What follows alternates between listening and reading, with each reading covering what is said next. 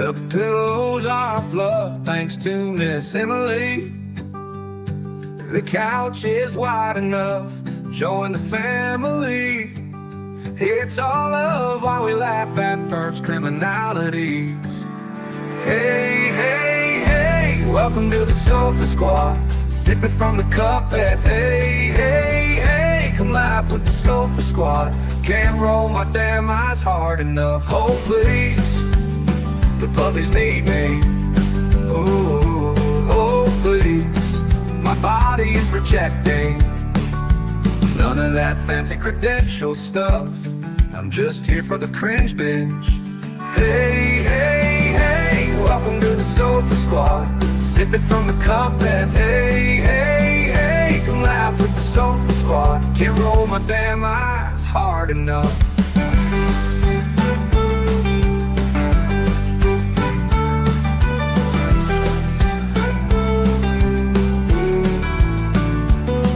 Oh please, the puppies need me. Oh please, my body is rejecting none of that fancy credentialed stuff. I'm just here for the cringe binge. Hey, hey, hey, welcome to the Sofa Squad. Sipping from the cup that hey, hey, hey. Come laugh with the Sofa Squad. Can't roll my damn eyes hard enough.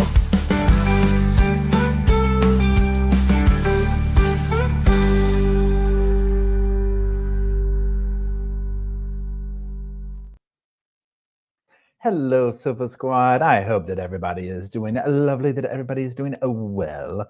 How are you? A long time no see. Thank you, Maud. Thank you, Tux, for being here. I hope you are doing well. Share Bear, thanks for the number one, letting me know you could hear. Hey, Carla. Hey, Carol. Hey, Kitty Cat. What's up? Hey, Stephanie, Jessica, Sandy again. How's everybody doing? So, yeah. As y'all know from the thing, we're going to be starting to, hey Cindy, we're going to be starting to review like phone calls, and I want to try it, like look at like, hey Shayna, Wendy's time on the stand, things like that leading up to Donna's trial. This is assuming that, hey, young black economist, how's it going? Hey, Kimberly. This is assuming the trial will take place. Okay. Yeah, Avery, I did get some sun today. I went out walking. Hey, Amanda.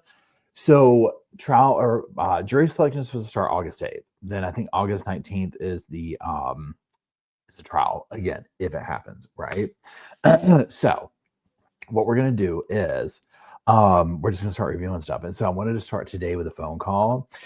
Earlier today, I was like putting a bunch of footage together to do kind of like one of these or whatever, but for the main channel. And Donna just like, she just conjures up Luke. Let's not do that. Sorry. She conjures up this like visceral anger in me. I don't know what it is, but she does. Yeah, I think this one will too. I think she's going to, I think it is. I agree.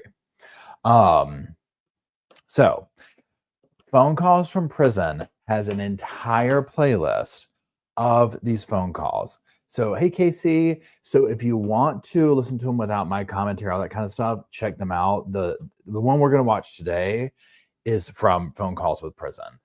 The link to this one is in the description. And you can go to their channel from that. So you can literally, if you want to just catch up on all the phone calls, you can literally hit their playlist.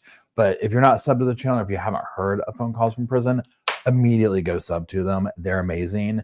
They've got so much tea on so many of these cases with the phone calls and whatnot.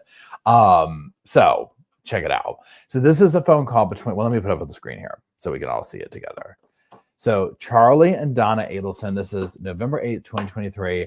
I want to say it's a couple of days after the conviction or whatever. So now these are long phone calls, right? But we're going to speed it up a little bit to kind of get through it. There's that. So, again, and side note, okay, so we watched this the other night on, I guess, this channel where we were reviewing, the phone call where she testified in court and stuff like that. So yeah, I was watching, that's one of the things I was doing today, and rewatching her, I was like, you can see the looks in her faces when they are talking about the phone call. Well, this is what we did. I looked at the video in court where they play the phone call where she's still on the phone afterwards or whatever.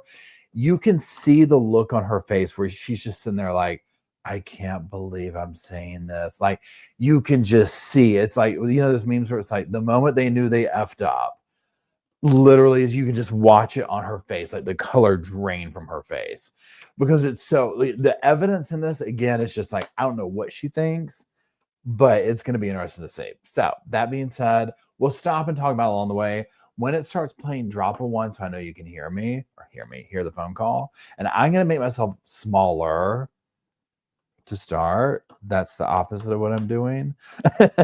Hold on. Let's try this. Hold on. Oh, wait. I'm at the very end. Hold on.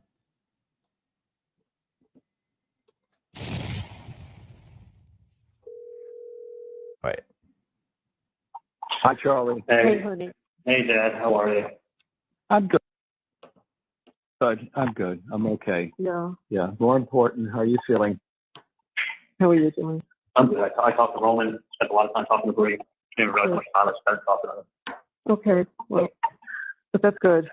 I know Dan has been writing. I don't know if you spoke to him at all, but No, I have not talked to him at all.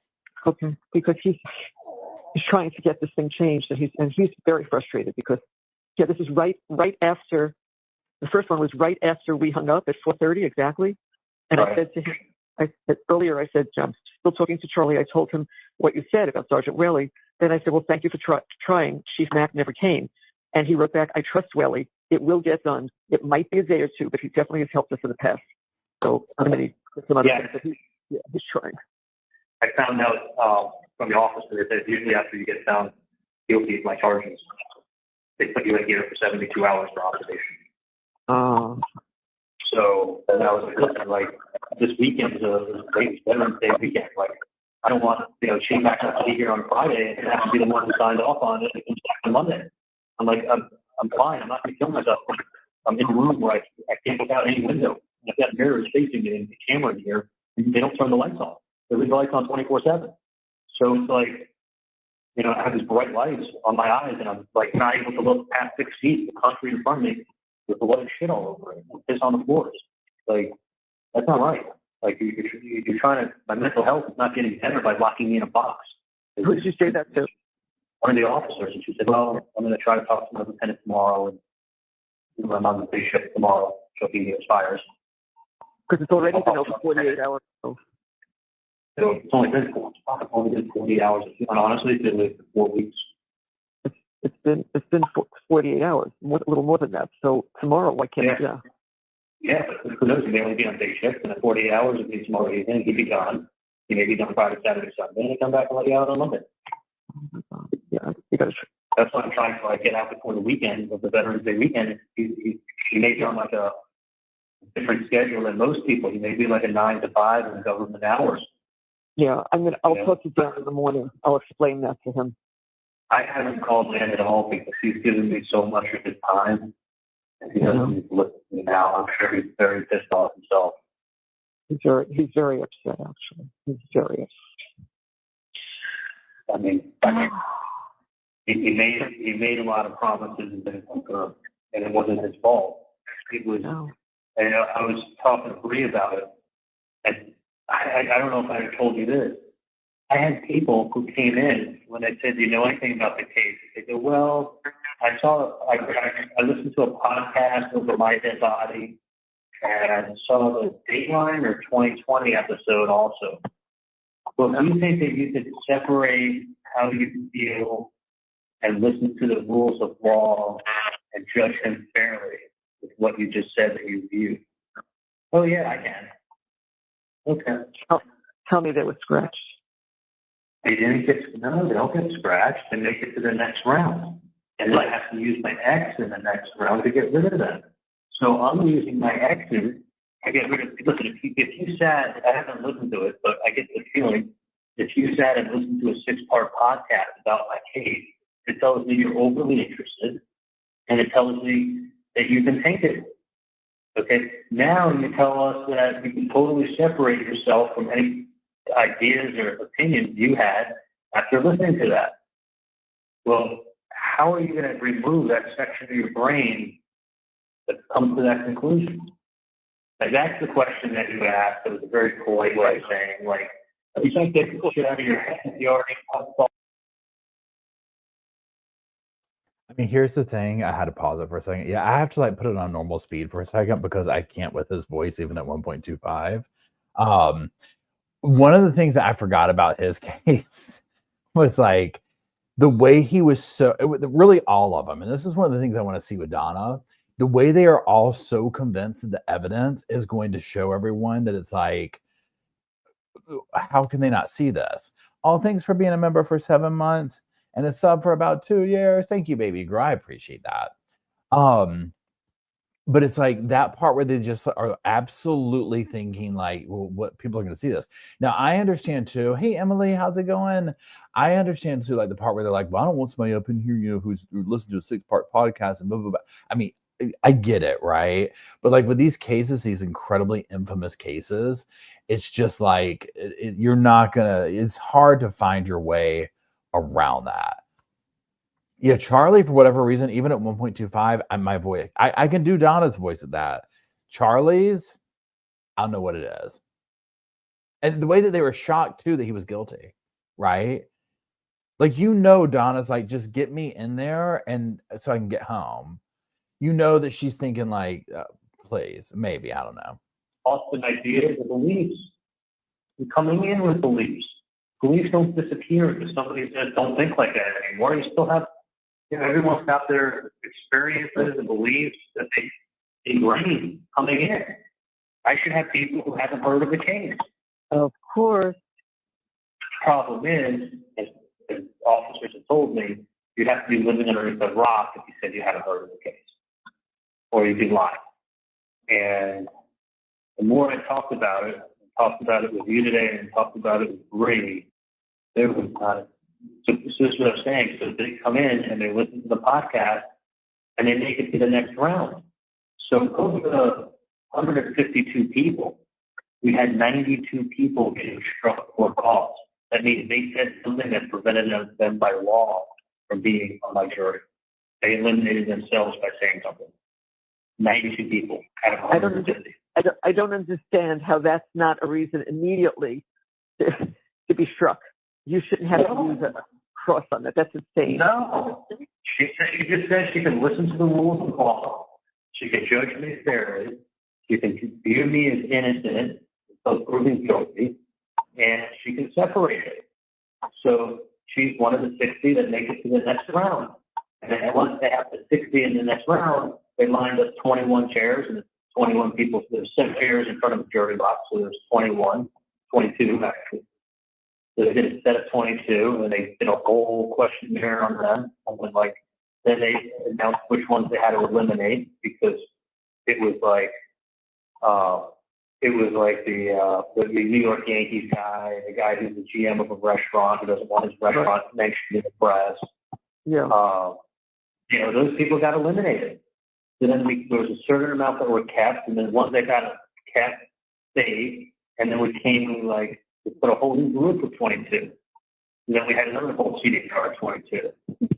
And then maybe 5 or 6 of those got eliminated for cause out of that group of 22 when you questioned even more. And then you were down to 35 people. And then out of the 35 people that made it to that point, there was still another 20 people sitting in the gallery, in the pews. Yeah. So those 20 people are still sitting in the pews. They have their second set of 20 that's up there, 22 were asking questions. And they were like, okay, we got 35 out of the original 44 are still left. And then we go back and we play the game where everybody's name is on a sheet of paper on the seat that they sat. It's labeled like 2 groups, 1 through 22 in one group, 1 through 22 in another. Certain people get X'd off for cause, and then you have what's left. So then you have what's left, and you start with juror number 1. Keep them to the state or to us, and they're like, we'll keep them. Then we look at it and we're like, okay, we'll keep them too. So we go juror number 2. The state goes, no, we're going to use our X. Get rid of that. Juror number 3, we're like, we'll keep them. Juror number 4, okay, we'll use our X. So each side gets 10 X's, and then they get seated in that number order. So it works its way all the way to the top. So if you have a horrible juror, but he's number juror 35, you may never get to him. You may not have to use your X to get rid of him. So it's kind of a game. You don't want to, you're each going one turn, then their turn, one turn, then their turn. You use your strikes. But at the end of the day, I can tell you that as the jurors have made it through the original questionnaire, I would have to say 2 and 10 were probably good jurors. That he was, this guy, this Tallahassee. I missed that. 2 and 10 were probably what? I couldn't hear that. I'm sorry. I would say 2 and 10 that made it to the next round would have been jurors that would have been good for me. They would have given me a fair shot. They were somebody who was highly intelligent. They were white. They were successful. They were 2 and 10 were good jurors. Like that juror number 15, I said to Dan from the beginning, I'm like, I love that guy. Like he's going to be perfect for us. Like he plays exactly what we need. Like we said that to each other. Whole time he's on the jury, he's shaking his head and nodding with us. He told Dan that he would have acquitted me. I know. It would have. But next up, like, and these other two that you felt were good, they X'd them out. Anybody that would really be like, one of the guys said, you know what, I'm a former law enforcement officer, so you did really bad. And he goes, you know what though? He goes, I was a law enforcement officer for 15 years, and I was falsely accused of beating my wife. And I lost my entire life. I got arrested. All these people turned their backs on me. All these friends that I thought I had in law enforcement wanted nothing to do with me. And I got judged, and I was totally innocent. And it ruined my life. So I don't judge, because when I first started off in law enforcement, I thought everybody was guilty. And he's like, I look at this guy, he goes, he looks like my brother. He really does. I think I could definitely treat him fairly. I would give him a fair shake. I know what it's like to be falsely accused of something I didn't do. Like, I would definitely give him a fair shake. Guess what? Keep it stayed X'd off. So if you're number 15, that was the one who told Dan he would have acquitted me, we got X'd off.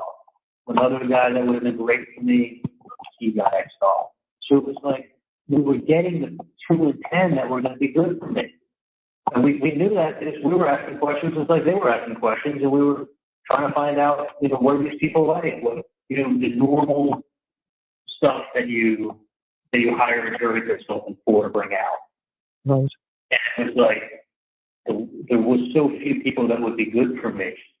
We knew who was going to be good for me. And if they were good for me, they put an X on them. But the problem was that it was only probably 2 and 10 that were going to be good for me. The rest were absolute shit. And I'm sitting there using X's on people who listen to the podcast. Like, to be honest with you, they didn't really do this. Like, it's jury selection, and they had it down to a science. I mean, you should see how much. We had one guy, his last name is Jackson. He comes in, 70-year-old white guy, doesn't really know much about the case. Kind of heard something about it years ago. Really treat me fair and everything. Well, I guess the consultants go on everybody's Facebook. They do research on these people. Right. You know what they found? He was posting about the case that he wished he could kill Secreto Garcia.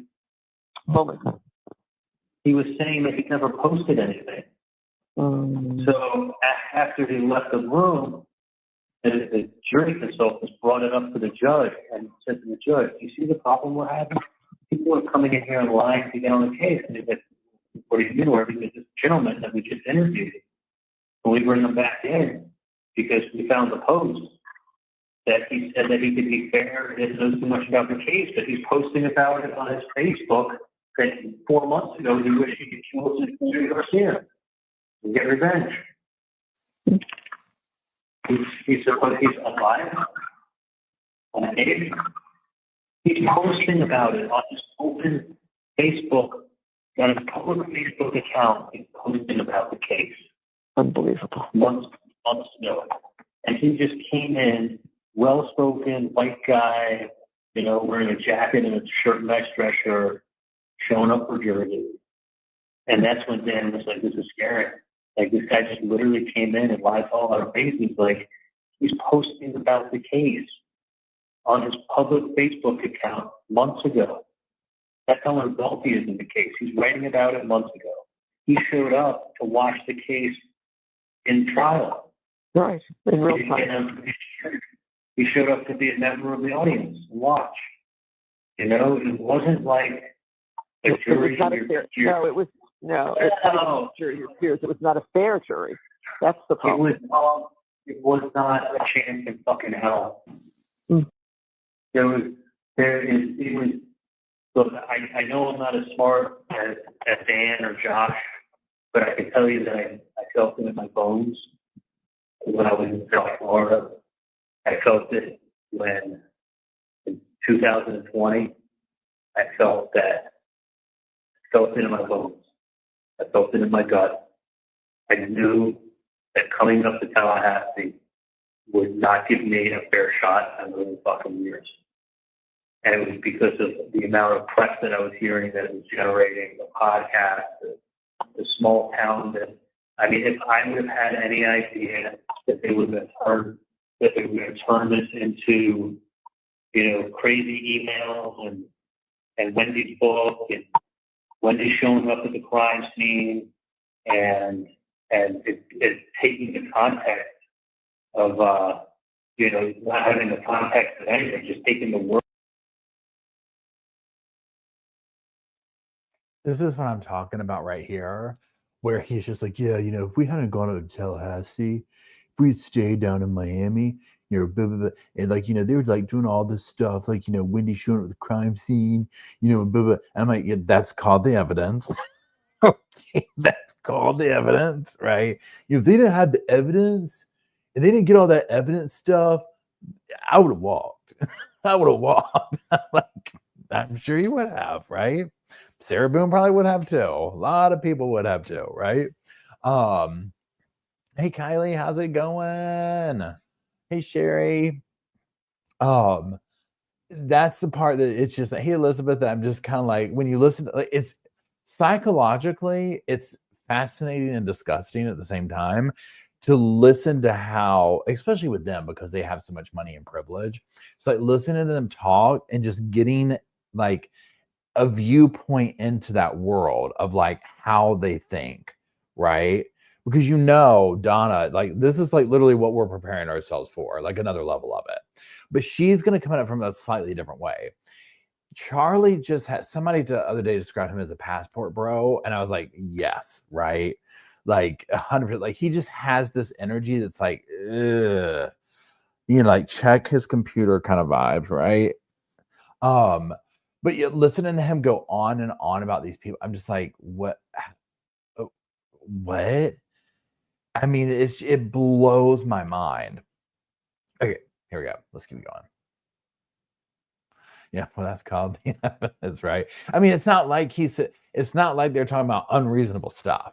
You know what I mean? And it's just like, I don't know. Oh, thank you, Arizona Kelly, for gifting 5 memberships. We appreciate it. Out of the sentences that they're in and just highlighting them and being like, you said this, you said this, you said this, like, and just twisting the truth and twisting the truth and twisting the truth. Like, I would have told you without a doubt, there's been a chance in hell it would turn out anyway but it did. The only difference was I had Dan telling me, you know, and other people too out in South Florida, but there were other people in South Florida, and then Dan, when I got up here, that's like, look, we're going to make sure that you get a fair jury. I don't think he's ever, and I know because I've discussed this already with him, he's never encountered anything like that. You know, it's the publicity. I mean, it was, Mom, it was so, for Dan, and you got to understand that he would tell me, look, if I give you a score of 70 on how you testify, if you get a 70 on how you testify, I'm driving you home. He's like, every way he plays this case out, he's like, I can get you to the finish line, but if you score a 70, I drive you home. I get done, I go, what's my score? How did I do? You get a 95. Hmm. You get a 95 because the consultants were very impressed with you. Everybody was impressed with you. He was showing you text messages. People were sending him. He's like, look, the worst we're going to do is hang. He's like, I think we're going to win now. I really do. Like, he said, look, everything on the case, if you had told me 2 weeks ago we'd be at this point in the case, because I would be ecstatic. That sure is. I don't understand. You just don't have He said that jury, it wasn't that jury. It's this town. I know. It's not that jury. You got to realize there wasn't one person that voted for me. Not one. Like, this is a first-degree murder case. Not one. It has to be so slammed shut that you know what happened. Not like, hey, y'all, use your common sense. You know, the TV, the phone calls to the landline, the route that Wendy took that morning. Like, come on now. What does it all add up to? Like, all this code talk, like, no TV code. Wendy went the route she always went and never goes to a liquor store, so she went the only way she knows how to go, picking up a bottle for a party. But it's like, you know, it's just, you know, her using Wendy's book with a line that she wrote in there 6 years ago to really make it seem like this actress, you know, this phony actress, thinks Tallahassee's a shit town on the way to civilization. Got on the map on the way to civilization. Like, if you could spit in those people's faces and say, I'm smarter than you, I'm richer than you, I'm better than you, and I'm headed to Miami, that's exactly what you just did when you follow that up with an autopsy photo. There was no fucking way with a presentation like that, with all the exempt, you know, they say it goes towards motive, but like all the fucking bullshit fluff that you put in, there's not a chance in hell you're going to win. Not a chance in hell. And especially not when I'm able to find 2 out of 10 good jurors, but I'm using my exes to get people off who are watching the podcast. Like, I should be using my exes to, like, get people that would be good on my case. I can't get people that are good. There's a few good ones who are taken care of by the state. In my case, you were either a good juror or a really bad juror. I mean, I know it sounds like, oh, they're good for me, they're bad for the state, but it's like everybody was for the state except for a small handful, and you can easily identify them. They spoke their mind. They told you that you really felt that they could give you a fair shot, and they looked like somebody that would have come from an educated, successful background. Not the guy who makes $12 an hour working at the Florida State bookstore. You think he's ever written a book? You think he wants to read about an author shitting on Tallahassee on our way down to Miami? Like, this wasn't that Dan misread the jury. This is that Dan misread what Tallahassee was. I can't explain it any other way. Like, the case came in great. She's showing demonstrators of me calling the home phone that we've had since 1976. Probably because I knew my parents were in the house and they don't get a great reception unless I call the landline when they're in the house. They get better reception on the landline. That's the only reason I would call that. And I'm calling from my cell phone. She used that demonstrative twice. I know, which makes no sense. It does make sense. It was statistically significant. They didn't care that you were only at that address for 65 days in 2014. They put a timeline up to the end of 16. And what did they show? 99.8% of the time, I don't call that phone. 99.8%. When do I call it? When they're making the first trip, when they're making the second trip. Y'all decide. You know, I feel like part of it like has to be, and I'm curious what y'all think. Like, is they're sitting here talking about this stuff and like, well, you know, it's the jurors and this and that and blah, blah, like all the things. In my mind, I feel like they have to be thinking this, like they know what they did, right? Like he knows the role he played in the murder, but it almost must be like you have to separate yourself from that and be like, I'm putting that aside And we're just going to look at the evidence and see if the evidence, it doesn't add up to really prove that. So therefore, you see what I'm saying? Because it's just like the way they talk, it's like, and this is also going back to like Sarah Boone, like these people who take the stand, right? Where it's almost like, they have them, James Craig, Anthony Todd, that they in their mind, they know like what they did. So it's almost like you have to like pretend that you don't. I don't know. It's like the suspension of reality, I guess. Jodi Arias, another example where it's just like, how do they separate themselves from the reality of it? And then like with their full chest out, sit here and be like, if it wasn't this, and then da-da-da-da-da, and then ba-ba-ba-ba-ba, young black economist says, yes, he's not saying he's innocent. It's almost like they're fighting the evidence, right? So it's like this, they're not necessarily, like you said, saying, oh, I'm innocent. It's almost like, well, this doesn't prove that I did it this way. Yeah. Morris says it's called gaslighting, Paul, right? And yeah, Jenny, I think you're the one who just said he's acting like he's on the stand or whatever. Oh, 100%. Like, I think there's a lot of this, pardon me, where it's like, but you would also think on one level that they would also know the fact of like, yeah, like Jenny, like the performance that they're putting out there of like, okay, we know this will be public, but then some of it's like, are you remembering that this is public? Like with Donna, especially when she gets into like, well, I thought I hung the phone up. Yeah, that type stuff or whatever. Anyway, let's keep going. Common sense. There's something going on here, ain't it? There's a tie. There's a commonality. I mean, there is a commonality. I'm not going to lie, but it just happens to be like that. Well, how many times are you going to say it just happens to be like that?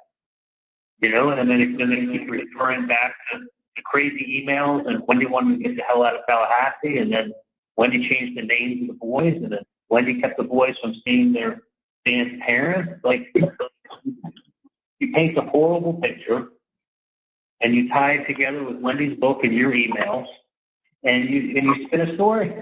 And these people don't know me from Adam. They know there's stuff in the legislature to let grandparents see kids because of Wendy. Do you think they're doing that for fun, or you think really Wendy's keeping her grandkids from the grandparents?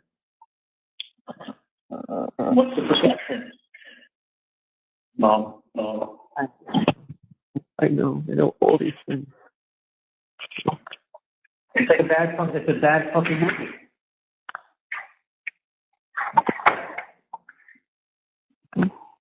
Yeah.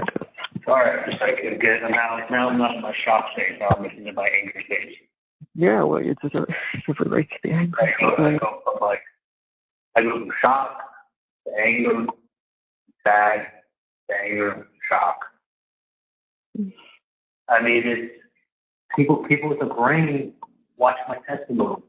They recognize there's holy shit, there is something here. Yeah.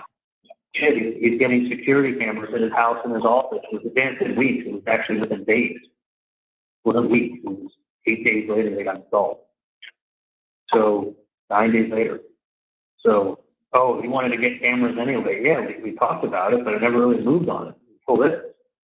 Yeah. But called the guy up 2 days later and scheduled him for that weekend. He was within the week. Cameras were getting installed the following weekend. The following Saturday. This happened on the 18th, Friday. The following weekend it was getting installed. I was writing in a check as he was finishing up Monday. So it's like, it doesn't matter. It wasn't the evidence that was stacked against you. It was the total package they were able to paint. You know what it was? It was just a total. It was a Dateline special. It was let me get him on the stand and drill him. Okay, that's nowhere. It's just Dateline. It's Dateline with autopsy photos. Come on, y'all. Use your brain. Use your brain. And you know what? I knew in my bones when I was down south that if I ever came up to Tallahassee, I would never have a shot in the world. Especially not with the climate and how big of a case this was to Castleman and all the extrinsic storytelling, finger pointing, foreshadowing ways she could get people to hate me. The Jew that's infatuated with Nazis, you know, the crazy emails. You know, she was really trying to spin a lot of that stuff with Dave. So I sat up there and I was like, Dave's a great guy, but I think I liked him more than my sister did. But I think I did a good job of explaining, like, Dave's birthday's in April, my sister's birthday's in April, the wiretap started in April. And I made a point of saying my nephew farted on his head and he thought it was funny. Like, he loves those boys. Like, that's what I like most about it. I thought it would have been a great opportunity for my sister that she'd be passing up. So I tried to convince her to, you know, she knew me for 2 years. It wasn't like she just met the guy on a dating app. Like, he was the total package, you know, but I guess I liked him more than my sister did. Charlie, you But came like across that. so real, so natural, so honest. Yeah. You did. Like, yeah, she was spinning the day calls to make it be like, we're meddling in her business. No, that was one of her best friends, and she really loved it. Just not in a relationship way. But she'd been with him for 2 years, and her birthday was coming up, and she wasn't going to invite him to the birthday, so it was like she was making a big mistake and she didn't. I was looking out for her. Like, I didn't force her or anything to date. I was just trying to talk some sense to her. Like, I care about her. How would they feel? And she was trying to send those days calls like it was like an example of us meddling in Wendy's love life. Like, this whole thing was a TV production. I mean, the witnesses that showed up, they admit they lied. The key witnesses are lying. Like, Dan said, you testify well, you get a 70 or above, I'm driving you home. He kept saying, listen, I can get you to the finish line, but you gotta hold up under cross. You gotta do a good job on direct. And I'm gonna go ahead and go through everything with you in this case. Like, we're gonna go through all these wires. We're gonna hit every point of questioning. They're gonna see that you're telling the truth. Like, get home. Get home. Like, it all comes down to you. No, it really didn't come all down for me because he's like going. Not in that town. Not in that town. What he said to me is that it all comes down to whether they believe you or they don't believe you. And I said to him, it's like, what if it came down to they believe me or don't believe me? They already hated me. They already had every reason to hate me. They could never relate to me and my life in a million years. You know what the postman is sitting there saying? There's a lot of streets in Tallahassee, and she ain't nowhere near that street. Why the hell is she traveling down that street on that date, on that time? In hindsight, probably a postman was a 20-year sergeant in the Army was the last leader he wanted on that case. Because what is his experience? Postmen know streets like the back of their hand. There's a lot of streets in Tallahassee. You don't need to be driving down that street on that date, on that time, unless you're connected. Or it's a 1 in a million. Yeah. And if she knew something was going on, and that's why she was driving down that street on that time, on that date, then of course it's true. Or am I going to believe that that's just a mere coincidence? You decide. Use your common sense. Like, I knew in my bones when I was in South Florida what it was going to be like up here. I just guess I didn't follow my gut. I didn't think I'd say that. Mm-hmm. Such a tough situation. It's unbelievable. Like, I was talking to Bree, and she's like, Charlie, I was sending your parents all these, like, new messages that people were writing on these, like, you know, blogs and everything. Not that it matters, but, like, it was opening up people's eyes. People were coming to new conclusions. It was clear to them. You know, they're like, oh my God. Like, but you know what? Yeah. I guarantee you none of those kind of people that were writing on there were A, from Tallahassee, and B, they weren't people that the prosecution would have ever let slip onto my jury. And I will never get 12 people like juror number 15. Couldn't get one of them on that jury.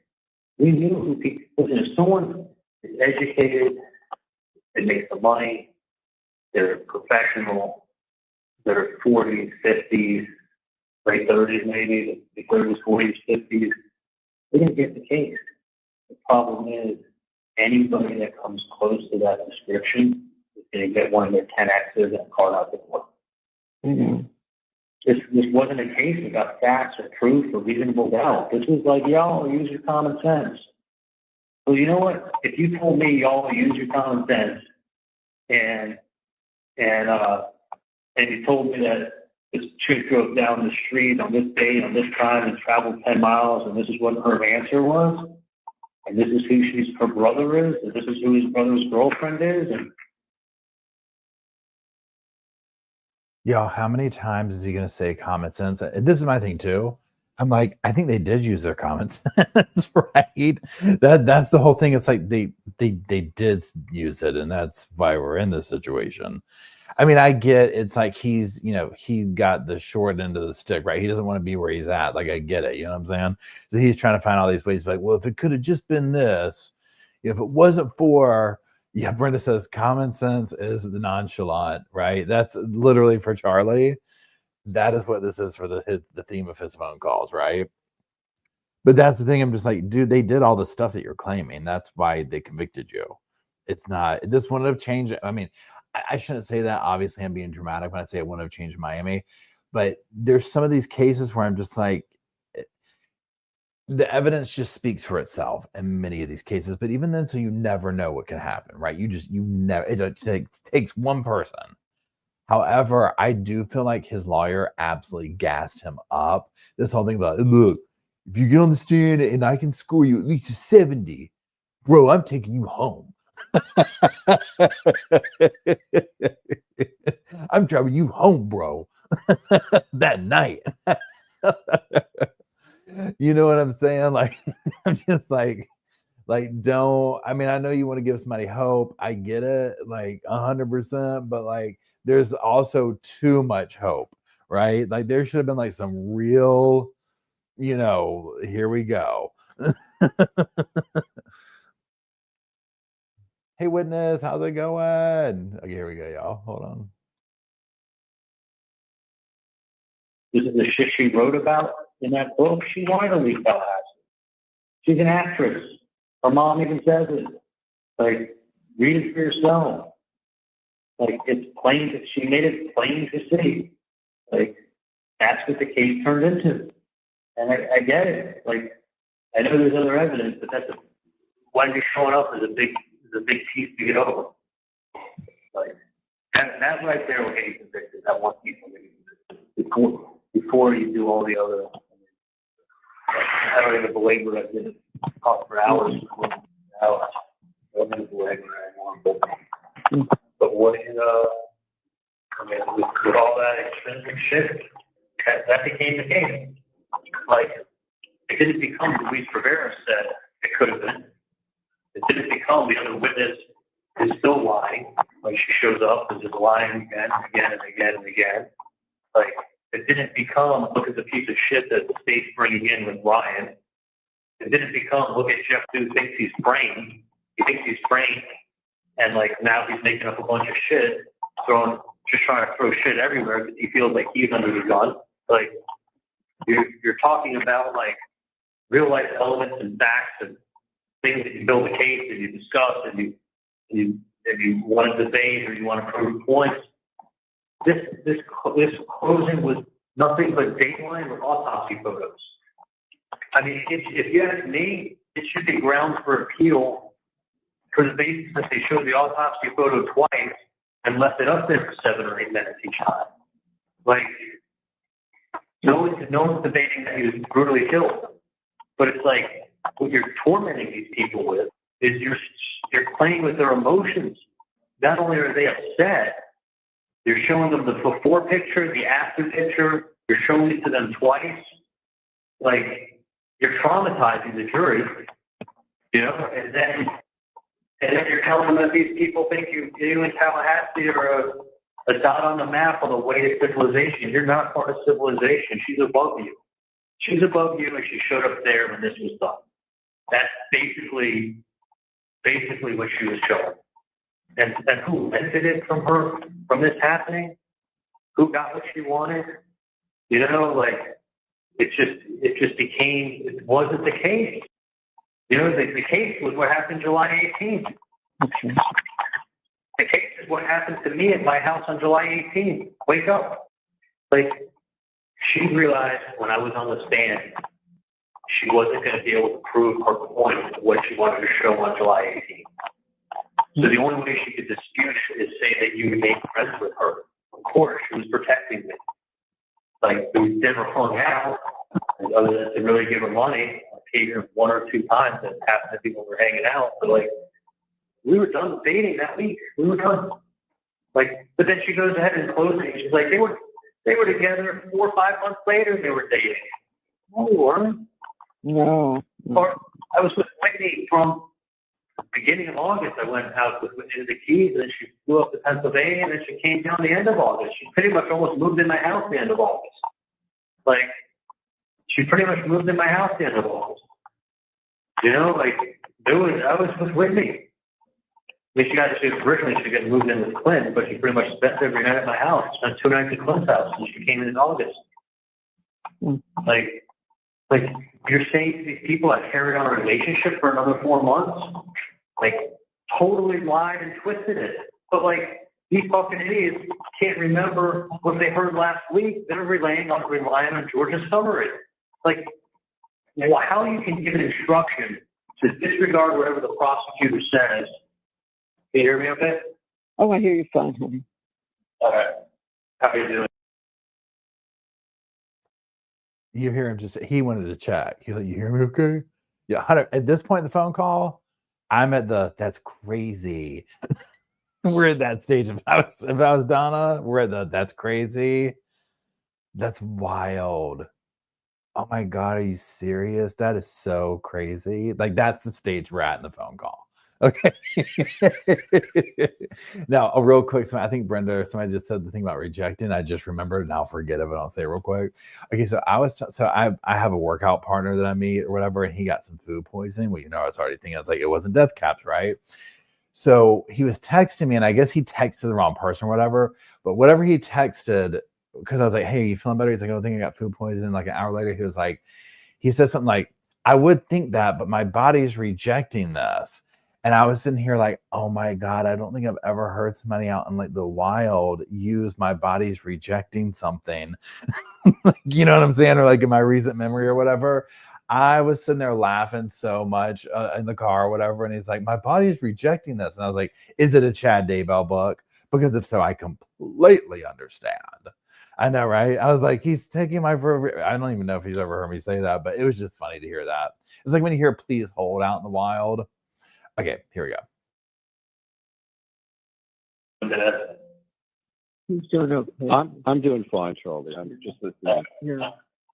No, I'm just talking. I'm just like, how you can give an instruction to the jury to only pay attention to the evidence given in the case.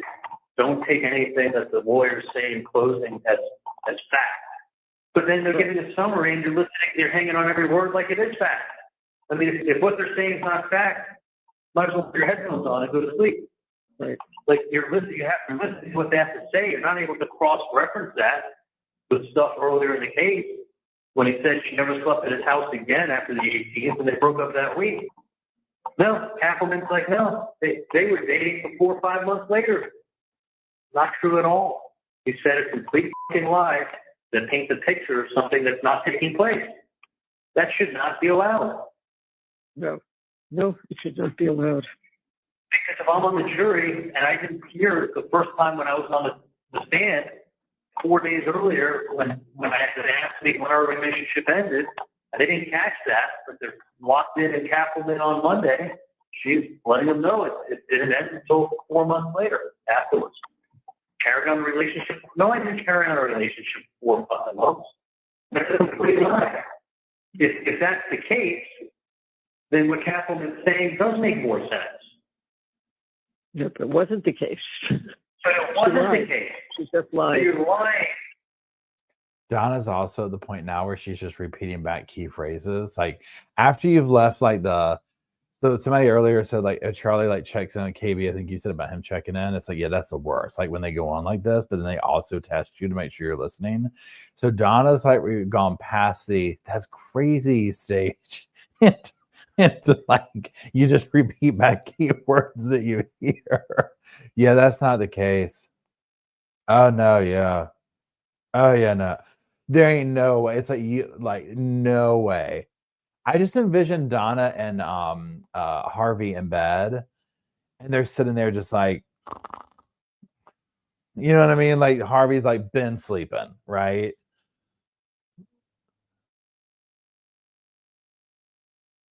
You're lying to create a story for your case to sound better, and it does.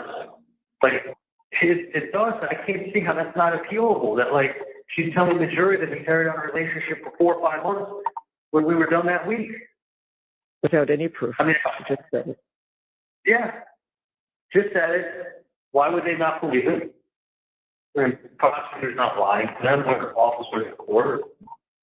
The prosecutor. Why was she lying about relationships though? And you see that we are, we're cahoots together. We're carrying on this relationship. Yeah. I know that. Charlie? Honey? Charlie? Charlie, can you hear me? Let's wait about 30 seconds. Yeah.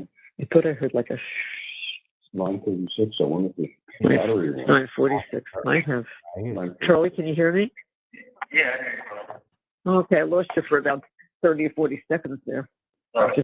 I mean, is that a bad thing, right? Is that a bad thing? I would have just let it go. Hearing it now. Yeah. But I can hear it. But it's like we hooked up once in October. Okay, the relationship, so boyfriend and girlfriend from that night forward for 4 or 5 months until we decided to separate. She makes it seem like we didn't separate because of that. Yes, we did. But you're going to lie, and then people are going to listen to your lie, and then they're going to evaluate the case. Every word out of your mouth is to make people fucking hate me. Hate my mom, hate my sister, show an autopsy photo. Hate you, hate your mom, hate your sister, show another autopsy photo. Bring in the code, bring in the coincidence, bring in the landline shit. Like, none of that has to do with my fucking house on the 18th. None of it. No. I'm like, it's exactly what I pictured. It's honestly, Mom, exactly what I pictured it being without even, it's even worse than I pictured. Put it that way. Like, No. I pictured it being an unwinnable place that we could come to and get a fair trial. Unwinnable. They made only at the mouth to get an Adelson up here for 7 years. They've had an Adelson in their mouth for 7 years. They were mad at Willie Meggs for what he said. They were really mad at him.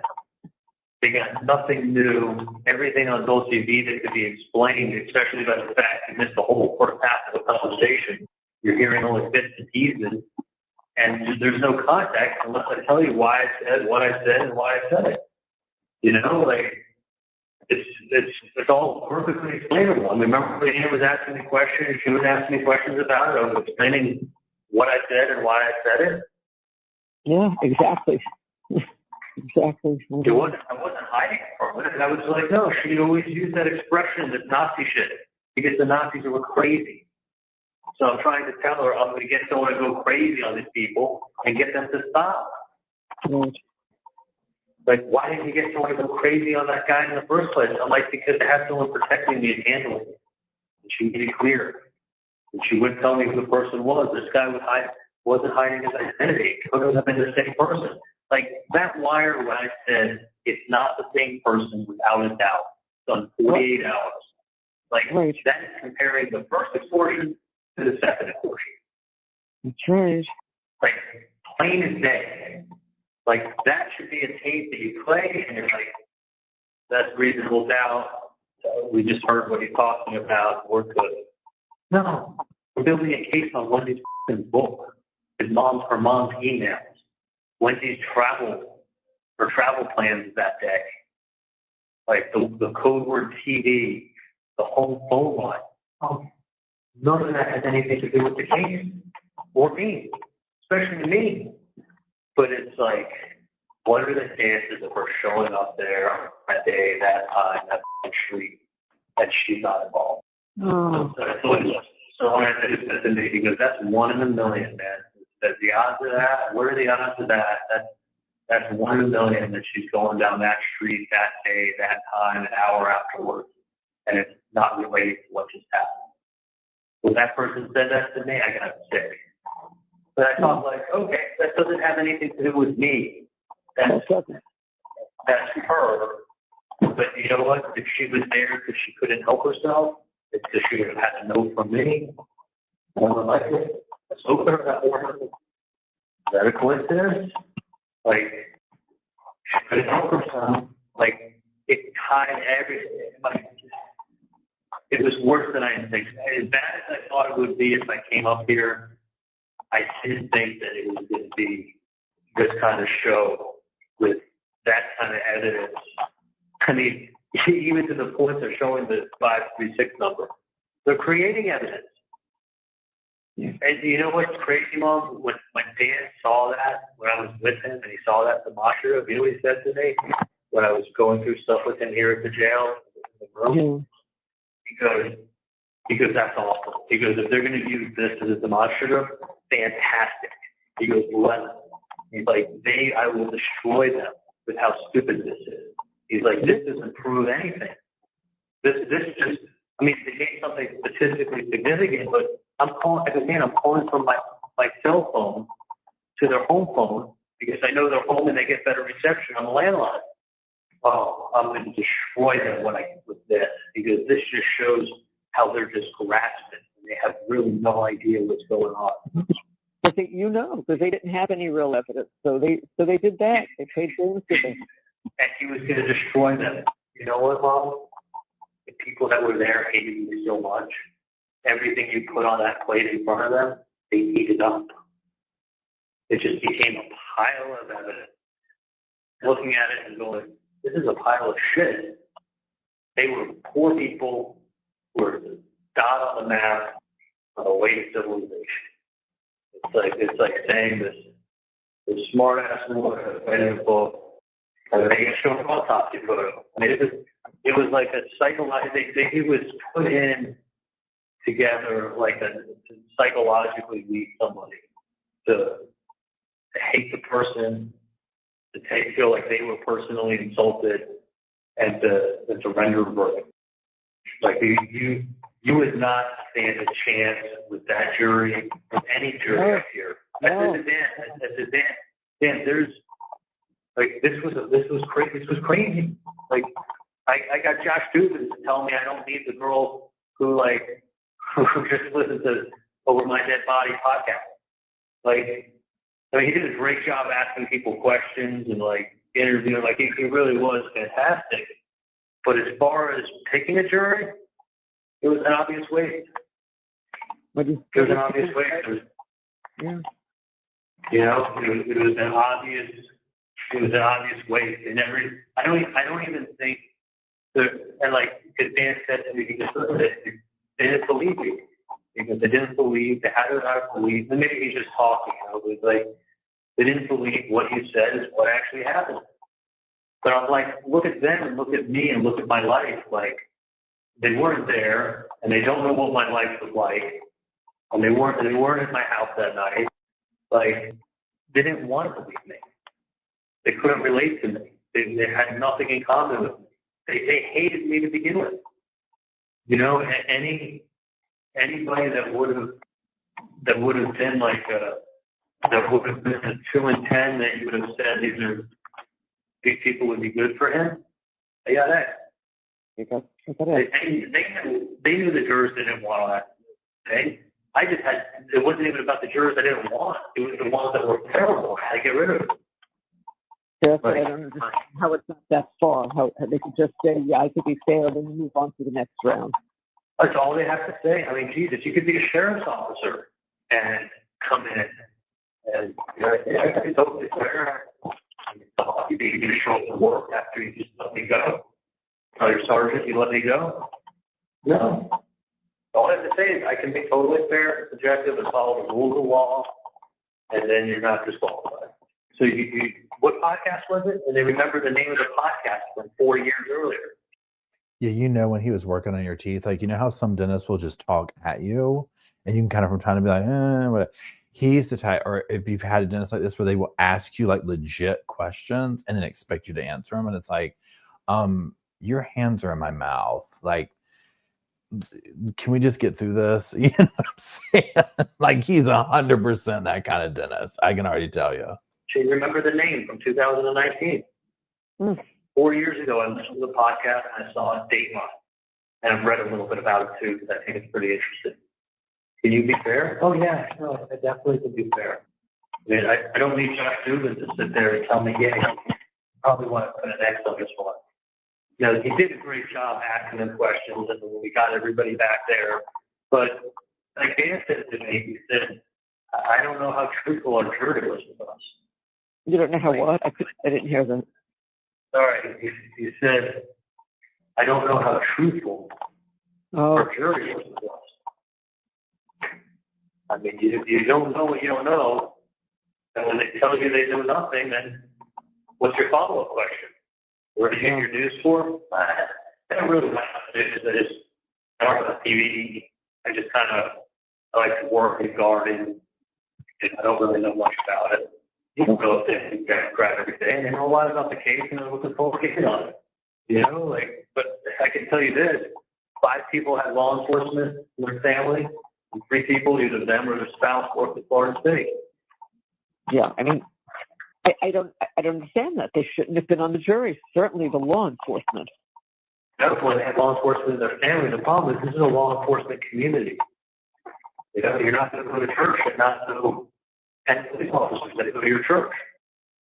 There's nine law enforcement agencies in Tallahassee. 9. You know, FDLE, Highway Patrol, Sheriff's Office, Tallahassee Police, you got the Capitol Police, you got the FBI. Like, there's a lot of agencies that carry guns up there. There's told there's actually 9. So it's pretty likely you got someone in your family that's a police officer or a friend of a police officer or you work at Florida State or your spouse works at Florida State or, you know, I mean, you're looking at this batch club that works at the bookstore at Florida State, wearing his Florida State gear, you know, say they're living at Florida State General shirt. Thinking to myself, like, guy makes $12 an hour at bookstore when he's writing a book, Trash in Tallahassee on the way to Miami. Just writing a book. So, God on the map on the way to civilization. Like, all that was in the case for one reason only. And it was just to get people paid. You know, why do you think she was asking me, what does Bree do for Dave? And how old is she? Yeah, I know. I heard these questions and Ted and I looking at each other like, what? What's she asking? Makes no sense. Because she knew that she was the nanny. So she was thinking this girl was like, could have been 16, 17, 18. Yeah. You know, and it would have sounded like scandalous. That's why I answered her. I said, no, she graduated college. And then she went to work for Dave. She's 24. And that position, she's the mother of my child. That's very nice. Very actually appreciate you talking about it like that. Saying that she went to college, not just saying she was the nanny, you know? That's right. You know, I started off by saying she went to college for 4 years, or 6 days. She went to college, she graduated, and then she went to work for Dave.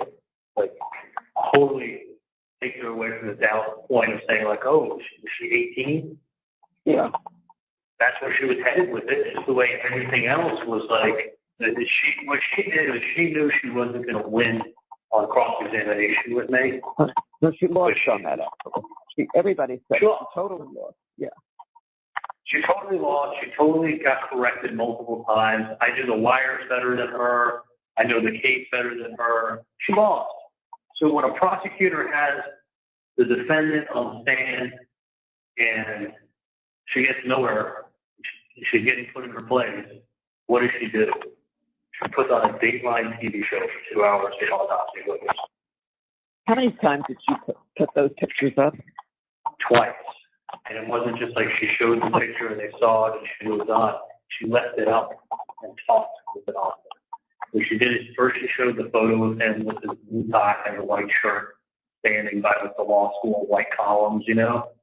Right. So first it was that photo, and then this is what happened to him. This is the before, and this is the after. He was stripped of his clothes, put on the table, and photographed. This is what he looked like that day. So why did she show it again? What was the reason? Because we didn't see anything like that. Oh yeah, no, they wouldn't show that on TV. Those horrible graphic photos I've ever seen in my life. But why did she show it a second time? To make the effect twice as effective as the jury. But when was she doing that? Was she doing that in the summation? Because I didn't see that. Yeah. But, oh, she did. She had it up there. Oh yeah. Listen, behind her, like facing the jury, is a screen that hangs down and bigger than a projector screen you have in the old house. It's probably like 8 feet wide, like 6 feet high. It's at least 8 by 6, 10 by 12. So when they're putting things on the projector or the elbow, that's what is being projected in front of the jury. It's like bright LED light. So they're sitting there, and you know, after they get, and it was timed obviously, and she knew what her script was, so it was kind of like, you know, get the insulting things from Wendy about people in Tallahassee and her desire to live down south. She belittles Tallahassee. She lied about belittling Tallahassee. And then her mother wants her to come down south. And then next thing you know, you see an autopsy photo of Dan. You got your motive. You see what happens. And you get sick. And you got your little princess writing a story, foreshadowing, saying it's just a fictional place. But let's be honest, like, it was North Florida State. The girl was an immigration lawyer, married to a college professor with 2 small children, boys, in a town that sounds just like Tallahassee. Like, you'd be lying if you said it wasn't Florida State. Her high motive in the Panhandle or somewhere in North Florida. And it was just a small stop on the map on the way to civilization. I mean, listen, it's just a line in a book, but you got to admit it, it's perfectly good with Kaplan's story. I did. Totally did. I just took you off speaker because while we were talking, Dad just fell asleep. So I'm just putting you in my ear. Yeah, no. That's good. The Xanax is probably kicking in, huh? Yeah. Yeah, she's like, Dad's been asleep. She's like, and I wasn't gonna say nothing, but I've been asleep for since last time I said that's crazy. And my little random, yeah, they don't have anything. They made it up. I actually blacked out. Yeah, blacked out, son. Sorry. It is what it is. Yeah, he needs that. Definitely keep them taking advantage because it's not working hard. Yeah, the families that usually have the one person that like doesn't have anything to do with them or like disowns them or whatever runs off, that's gonna usually be like in this instance, it's like, who is that? They're probably the sane one. You know what I'm saying? No. That was really possible. Completely.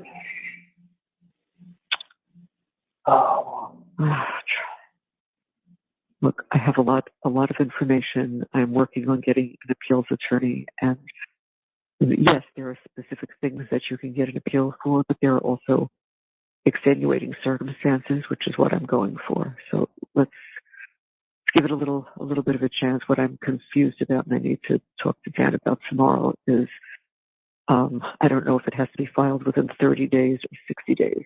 So if it's 30, I gotta get moving on this. Okay. Yeah. So no, it has to be extenuating circumstances. Like I'm just like, that's how I feel.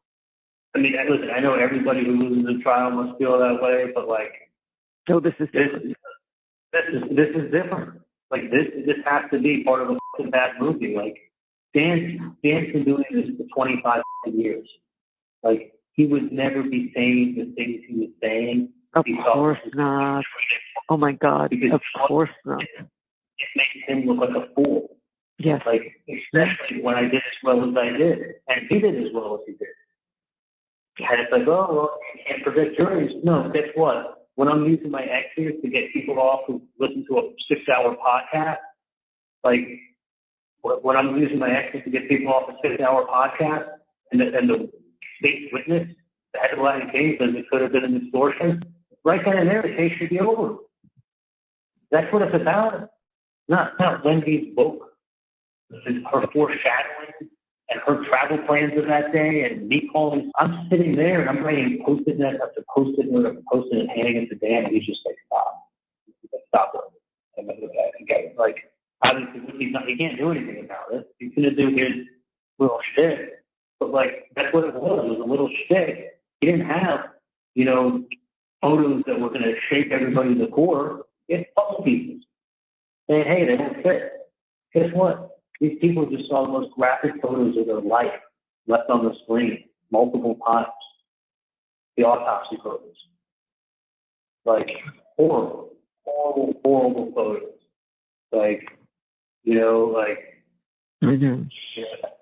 The kind of stuff that people see probably when they go to war. They get PTSD from what they saw. And then leading on this after talking about Wendy going, writing her book, taking a shit on you on the way down south. Use your common sense, guys. Listen, when someone talks to you like that, that's just saying like, Yeah. you're smarter than they are. You get the final word. Like, you're gonna buy this shit? Like, no. Why don't you listen to the witnesses? Listen to Luis Rivera. He said this could have been an extortion. Yeah. Like that, your own state's witness. He's like, I was lied to. Okay, that's all enough that you to quit right there. But it's not that. They confuse them with so much other extemporary bullshit. Just bullshit. Yeah, that's what it was. Bullshit. Yeah, literally. Because it's funny. It made so much sense. Brian Watson at one point said to me, Charlie, if they ever find out the exact code on TV, that he would be screwed. Brian, do you know why they're never going to figure out what the code is? Exactly what it is? He goes, well, why? What's that? I go, there is no fucking code. You can't figure out code when there is none. So I can promise you in 1 billion years it'll never be figured out because there was never one. He's like, man, that's just really unfortunate that happened. And and it's easy things to grab hold of. There has to be something they can understand and remember because it's easy. Yeah. And hey, listen. When the person shows up at the scene of the crime, they can almost get planned on being arrested just for that. Right. I know. And here, suspect numero uno shows up at the scene of the crime that morning, an hour afterwards, by coincidence. My friend from Detroit said that's 1 in a million. Yeah. I know. So in order to think she's innocent, she has to be that 1 in a million that she's innocent. The other 999,000 smell like shit. Like that's the definition of being at the wrong place. You ever see the movie My Cousin Vinny?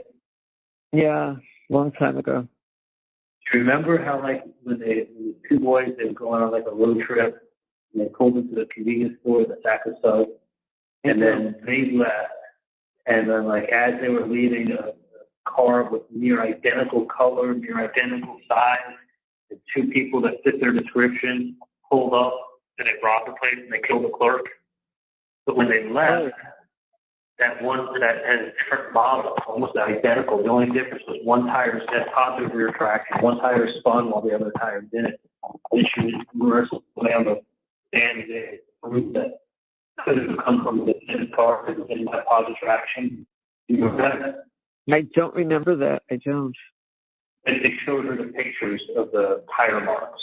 And if she was like, my whole family was mechanics, and I know mechanics, and I can real Oh, right, when she was on the And stand. like- Yes. She's like, that car didn't come with a positive traction. It only came in the 67. The 66 didn't have positive traction.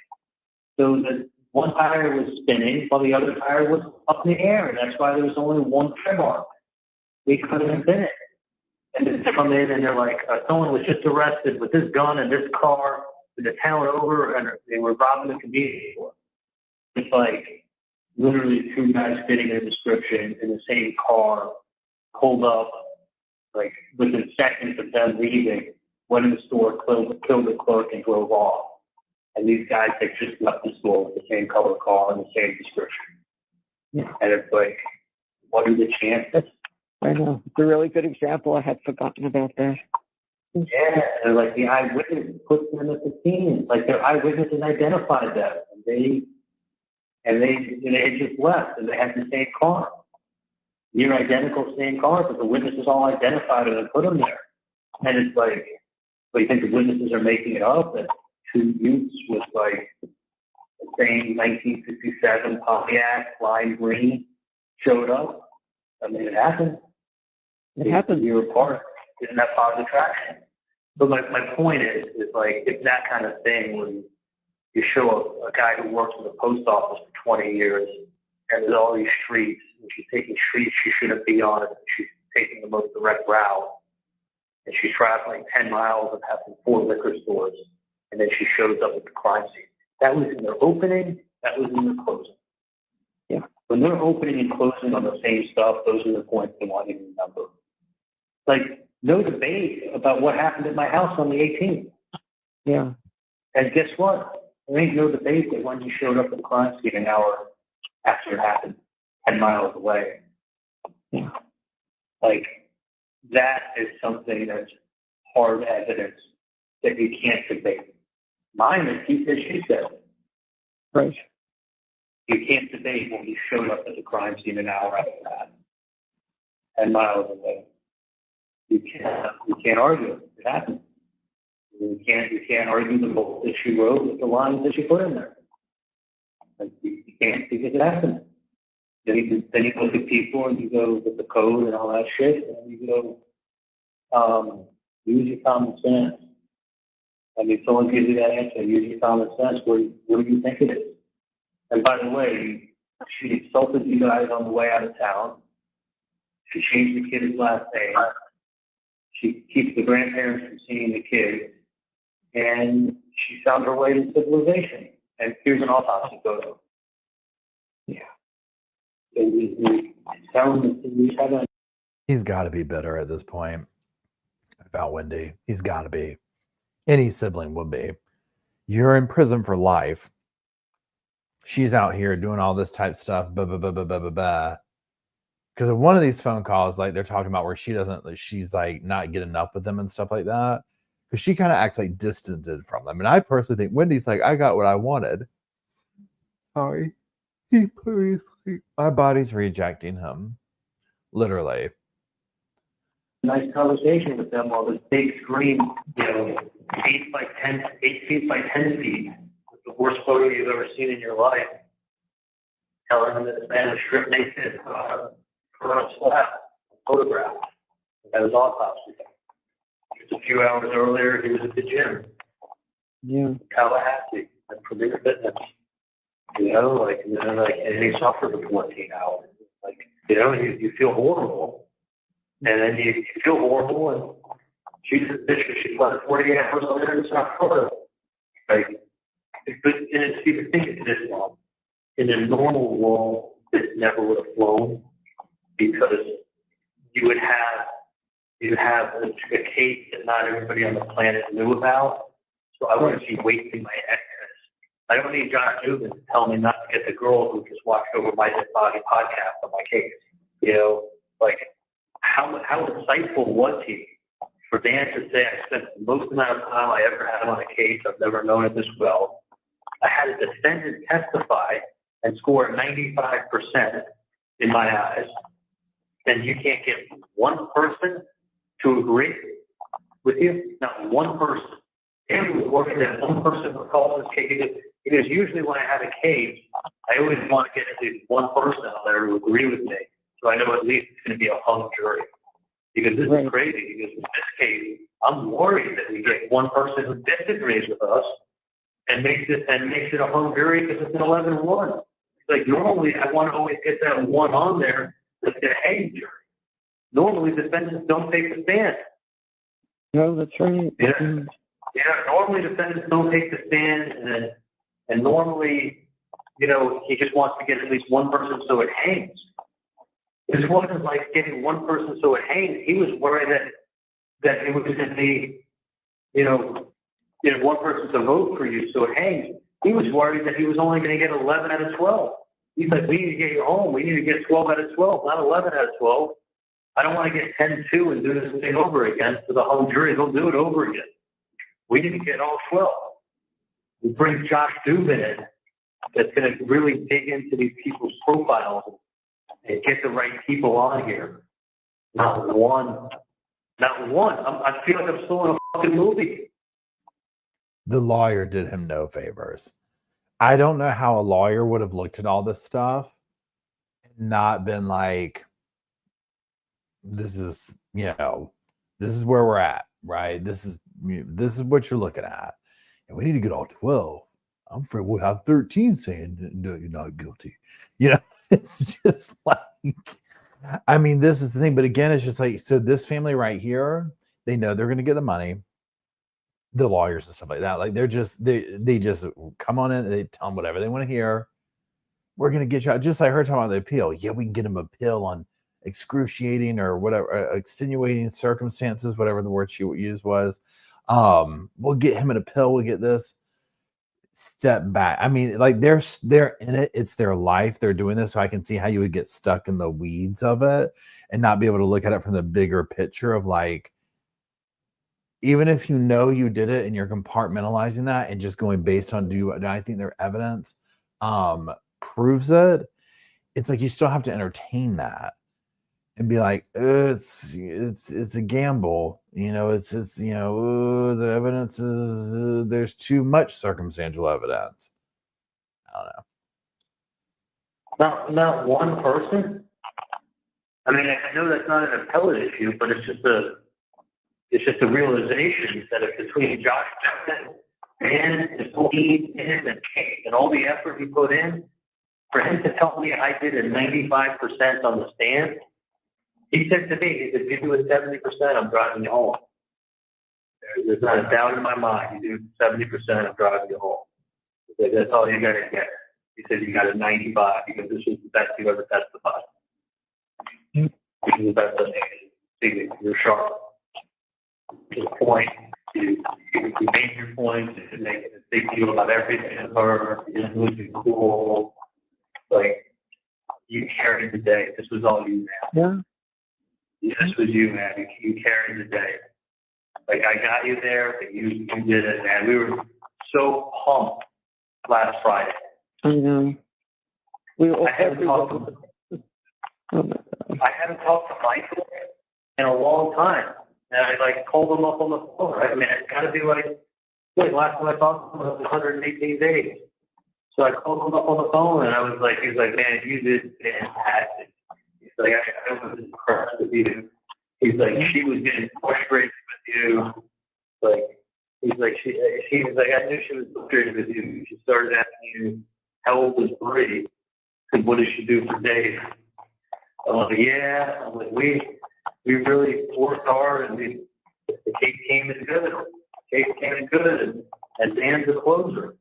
Dan walks around saying his specialty is closing. Like he's as good as they come, and his specialty is closing. Like I'm literally giving away all my stuff, taking my phone numbers with me to court because I don't think they're going to bring me back. It's high profile, which is going to release me from the courthouse. Really, everyone was just blindsided by that. Really, everyone. I mean, it's not an appellate issue to go, hey, we were blindsided by the verdict. Like, you're unpredictable. No. But not here. No. It's supposed to be unpredictable. listen, not when you have everything coming in perfect and Josh Dubin picking the jury. This wasn't me picking the jury. This was Josh Dubin picking the jury. Like, that's impossible for everything to come in perfect and even better. I mean, he did that with witnesses. He got more out of Luis Rivera than he thought he'd get. Yeah. He got more out of other people than he thought he got. He got them to admit that they didn't have to admit. I mean, they said to Luis Rivera, could it have been an extortion? He said, could have been. She lied to me. Yeah. He didn't have to say that. He can just go, I don't know. Yeah. He can give you I don't knows all day. He gave him something huge. If those facts didn't mean anything, we had a pile of shit. He had a pile of shit sitting next to the jury, dropped off by someone who was on their way to Miami, like she said she wanted to be in the book. She belittled you people from Tallahassee, and she made her way to the big city of Miami. And she even wrote about it. She wrote what she was going to do, and then she did it, and she showed up at the meeting. Now you see why, like, those people fucking hate me. You put all that in there, and then you show an autopsy photo for 10 minutes and just talk about things. That's not a PowerPoint. You shouldn't be allowed to, like, I mean, maybe it's an appellate issue that she showed it twice. Maybe it's an appellate issue for how long she left it up there. But she was basically just lying her fucking ass off and then showing autopsy photos. And I mean, listen, Dan never thought that it would have been like this up there. He never would have spoken the way he did. Never had anything like this. Did he say he's never seen anything like this? Pretty much. Did he, I was trying to type, but YouTube keeps in StreamYards. It says YouTube rejected your comment. This usually means they think it's spam. Try changing it a bit. This was my comment. Yeah, watching his verdict again would be good. Right? So I was like, yeah, watching that again would be good. It wouldn't take that either. So I was like, I'll just say it. Yeah, maybe we'll do that one Wednesday night. Watch his verdict, because now hearing how sure he was. You know what I mean? Where I'm just like, I mean, this dude, like I said, he was sitting on that bus going back to jail that night feeling dumb. Okay, literally, he had a bag full of commissary, some soup, some honey buns, all his paperwork. I mean, he was going home, right? Didn't think, he's like, I got a 95 on that test.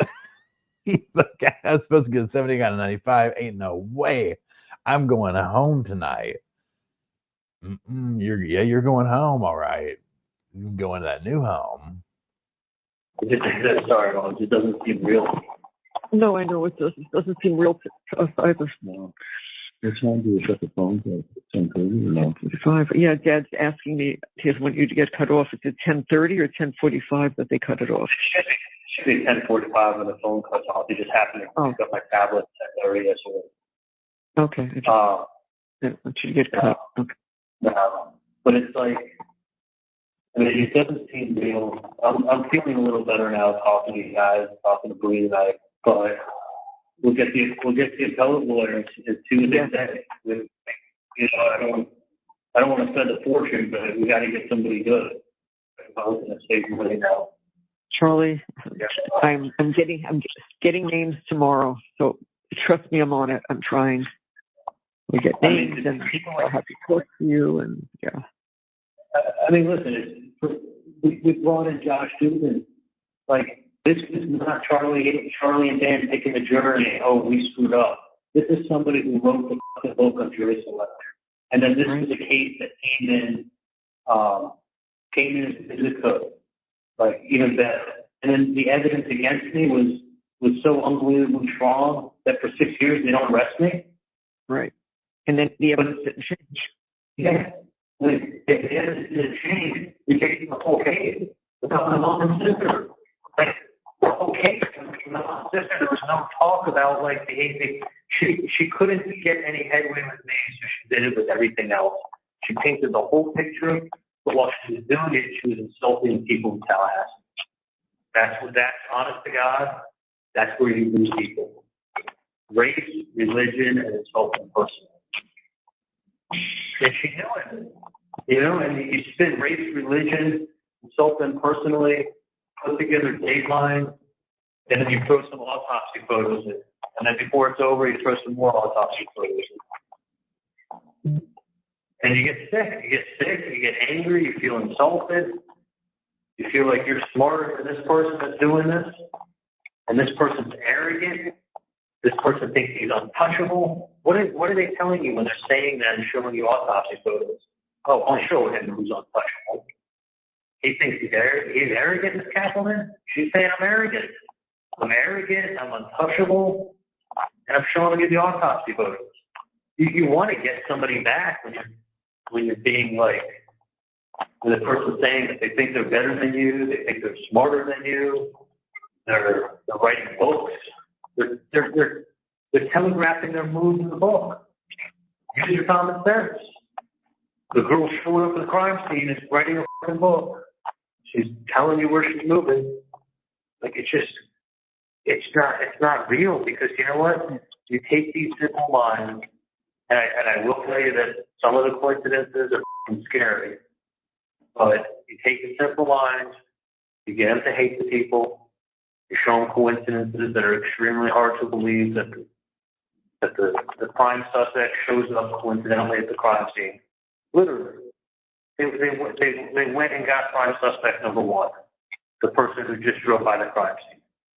And you want to say, think with your common sense. Yeah, your common sense says she has to be involved.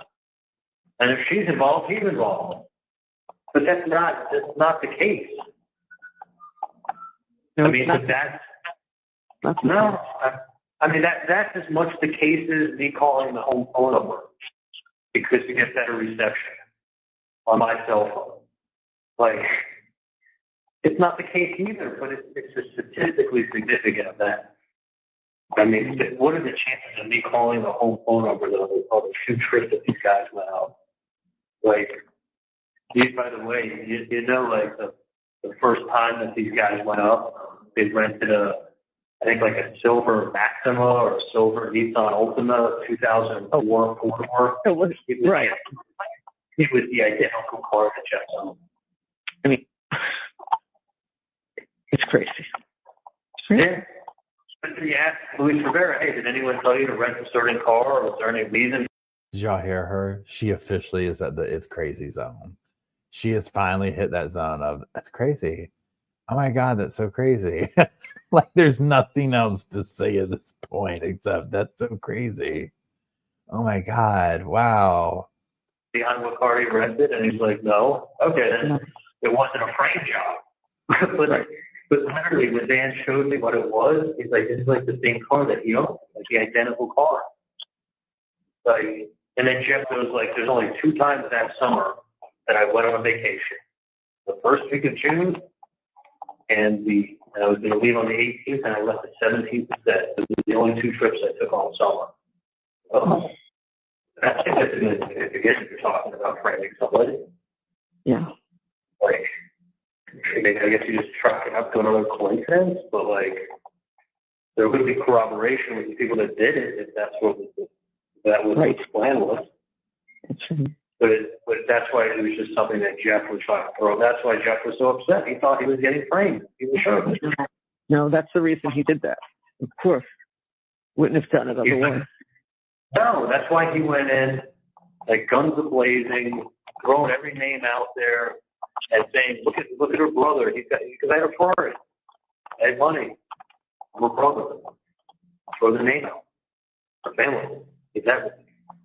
You know, South Florida's Cuban. Oh, he's got to know some Cuban people. Mm-hmm. No one was Cuban. So, like, Hispanic. Well, Hispanic's not Cuban. He's a Cuban. So, like, but it's just like, I get it. He thought he was being framed. He got mad. He was trying to point fingers at everyone else but him. They don't look at me, look at him. Look at this guy. Like, let me put some fluff in there.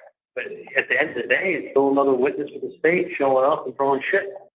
So it's like, if they can make Wendy look bad, if they can make Wendy look as guilty as she can without arresting her, then they can convict me. That's basically what it comes down. That's basically what it comes down. If they can make Wendy look as guilty as sin, then I have to be guilty too. That's why they're going after Wendy the other day. Yeah, I still say, like, what are the chances of Suspect number one, traveling to the crime scene. Yeah. It's so absurd, and yet not for these people. Well, it happened, didn't it? Yeah, it happened. I mean, it's either a coincidence or she's involved. You be the judge. Who benefits? You know what I'm saying? Like, I don't know if beat that horse, but that's what the case came down to, and it came down to them getting rid of any possible juror that could have been good for me. And there wasn't many to pick with. It was slim picking. It was slim picking, and anybody who could have been possibly good got X'd off. And with this population, it was either slim pickings or they have it out for you. They're gonna have it out for you. Yeah. So it never would have flown. She couldn't win on the facts with me, but she could win on a character assassination in the Dateline special. With a slam dunk. I mean, listen, Dan's too smart to really be that wrong. Let me just put it that way. For him, and you know, we both know that's absolutely true. Yeah, this was not a case with the facts. And like at one time, I was going through this case with Dan, and you know what he said to me? He said, "This was a normal case. The evidence that we have to prove your innocence at this time." He said, "I think I would call up the prosecutor and say, let's just meet, see if you guys can go over this together and see if you want to dismiss the case." Those were his exact words to me. Wow. One night we were going through, he goes, this evidence is so compelling of your innocence. He goes, if this was a normal case, I probably would sit down and show the prosecutor what we have at this point and see if they want to dismiss the case. That's what he felt with the case. He was worried about one juror not being with us. You know, you got Josh Dubin, the guru, couldn't find the one. But the case that you have this much, like, where they're lacking so much, they don't even have a credible witness. Like, so it's a he said, she said, but you have, the she said is lying through her teeth. Right. So what are you up against? You're up against the tennis town. If there ever was like a extenuating circumstance where the temperature in the town made it so you couldn't have had a fair shake, this is exactly the case. Yeah. I mean, it has to be. I mean, the case has gotten that big. If there was ever a case that people said, like, you're not going to get a fair trial if God came down and tried this case, and not because there's, like, overwhelming evidence. There's not. No, But there's overwhelming bullshit that paints a picture that's beyond horrible. It paints a picture, it paints the motive, it makes these people look like horrible people. And you lie through your teeth, there's no way you could have brought back Johnny Cochran. You would not have won this case, and not because of evidence, but because of the shit because of the Dateline special. Like, this can't be the end. That's what we're going to find out. There's enough stuff that needs to be addressed, and I'm not going to give up. We're going to fight it.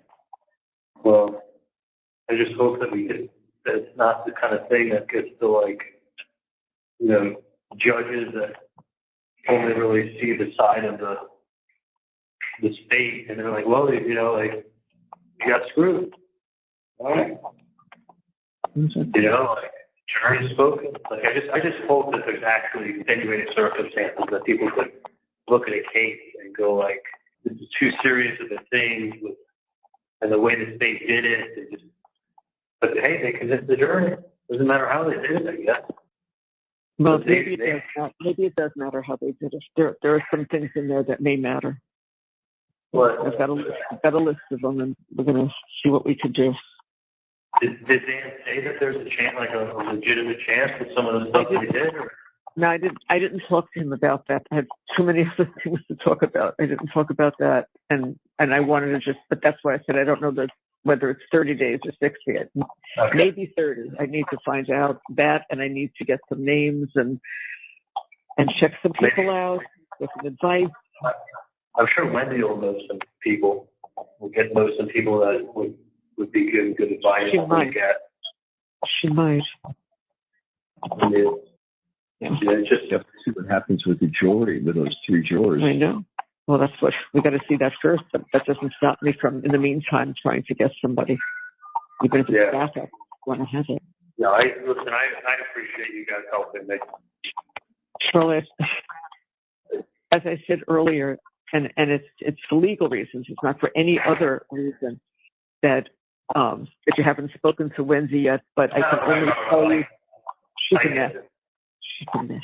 Yeah. No, listen, she saw what happened there. They saw the courts where they were putting her on trial, but they basically used a ton of shit on her to dirty me up. Yeah, that's what they did. You know, they would have, you know, it's just, but there's a point of, I mean, but has other people said to you that there's like legal ground that could maybe do something with this? There are thoughts that something could be done, but you know, I'm not going to discuss it with you now. Dan will tell you after we get some more information. Yeah.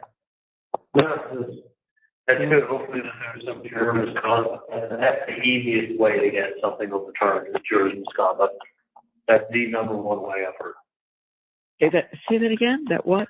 Jury misconduct is the number one way to get something overturned. Yeah, well, I mean, that's why I'm hoping they find something that would make life easy. That would be a dream. That would be a dream. The jury misconduct is the quickest way to get it for anyone. Oh, I know. That's the number one reason. Yeah, that's the biggest and the best reason. But there has to be extenuating circumstances when you're talking about like what went on here in this town, because there's no way that Dan was as prepared as he was. I did the 95% job I did. Josh Dubin comes in and, with this jury, let me tell you something. This jury ain't any different than any other jury you've pulled in this town. If you can't get 1 in 12, how the f*** are you going to get 12? Charlie, just it's FYI, it's 10:41. So I hate when they cut you while you're talking. That always upsets me. No, but it could do it at any time with the reception on the thing. But you know what I'm saying? Well, like if the truth is that it wasn't Dan, it wasn't me. I'm innocent, and it's this town. It wasn't Kate, it wasn't Dubin. You had the best. You really had the best. I really had the 18. And you're going to tell me that between Dan, his team, how much evidence that they had that I was innocent, how much things to raise reasonable doubt, that they couldn't come up with one fucking juror to vote for me? Not one. Well, you need 12 to walk out. 12 to get you out the door. We couldn't get one. You think another batch of jurors was going to get me 12 in Tallahassee? Not with that slideshow. Not with that slideshow. She got frustrated with the witness, but the slideshow worked like a charm. You there? I'm here. Maybe up here. But you know, like there's no way that Dan could have been that sure about that case. Like, okay, you could say with that jury, you don't stand a chance. It wasn't that jury because you're going to tell me another jury you're going to get 12? No. That ain't going to happen. The state won't let it. They're going to have the 2 in 10 that are actually going to give you a fair shot. They're going to take off, and then the other 8 are shit. They're all shit.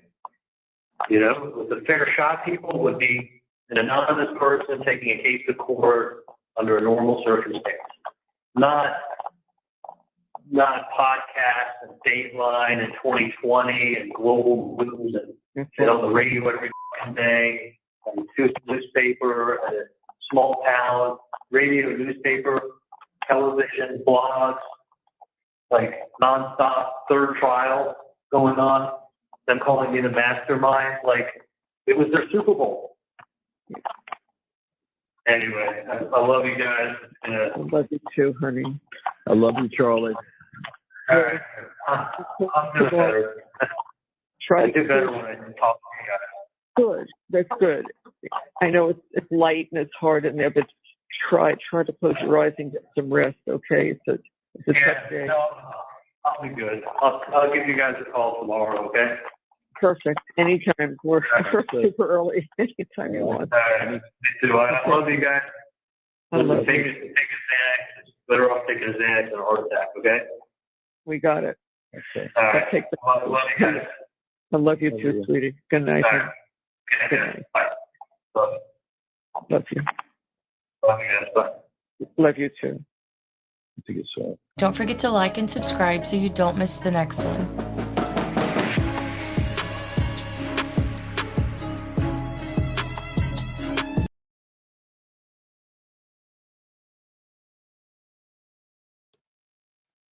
Y'all. I can't, y'all. I mean, it just speaks for itself, right? I mean, so that's a taste of what's getting ready to come up. Now, I don't know if Miss Donna's convinced herself of like, hey, they're gonna see this, they're gonna see that. Surely you would have looked at what went down with Charlie. And of course, this is their son. He's on the thing. He just got this horrible sentence. He's found guilty, whatever. So what I'm getting at is I understand that like they're gonna be like, yeah, we're gonna get you the appeal. Yes, son. Yeah, they didn't know. Yeah, Tallahassee. Yeah, man, that whole thing, right? So I understand that part. But this is where I'm like, oh, honey, these lawyers, they might as well just stole your money.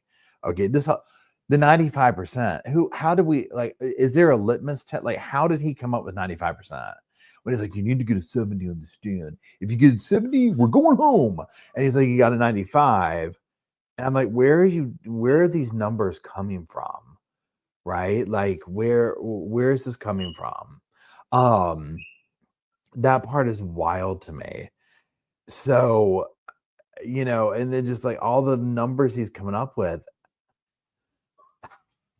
I'm just like, but this is, I mean, again, look at Lori Daybell, Sarah Boone, like the level of delusion is fascinating. So I'm curious to see how does this look with Donna's case when they get up there? Like what is the defense going to say? What are they going to even be able to come up with? Excuse me, I'm sorry. So yeah, somebody mentioned earlier, let's rewatch Charlie's verdict and like that part of it. I think we should. Maybe we'll do that one Wednesday night. Pardon me. Just because it would be interesting at this point, right? So we'll plan on that one then. And yeah, Jessica says blames everyone but themselves. That's the thing, it's like everybody else's fault. And like, trying to excuse away every little bit of evidence, which again, I get it. That's been their life. He doesn't want to be in prison. He wants to get away with what he did. Right. So of course, this is what they're gonna do. But it's just fascinating to see the inner workings of the brain. I would be curious. I'm waiting for him to come out and be like, okay, y'all want Wendy? I don't know how. I do not know how she walked away from this without getting charged. I mean, of course, obviously they don't have the evidence, right? Or if they're going to come after her after the mom goes, they must not have the evidence to charge her. Hey, Ann. We're getting ready to sign off, but honestly, we just tortured ourselves for about 2 hours listening to Charlie Adelson drown on and on and on. He pretty much had the same 5 talking points that he would just recircle back around like a vulture and then just like start back from the beginning. No, the noise you're hearing is Bo. So while the thing was muted, the boys were in here where they slept most of that time. Then Jake came in a minute ago, and it's like crazy time. So I just put them out, and now Bo is doing the fire alarm. When the fire alarm runs out of battery, so it's like deet, or that squeak sound, or a basketball court. That's what they're doing.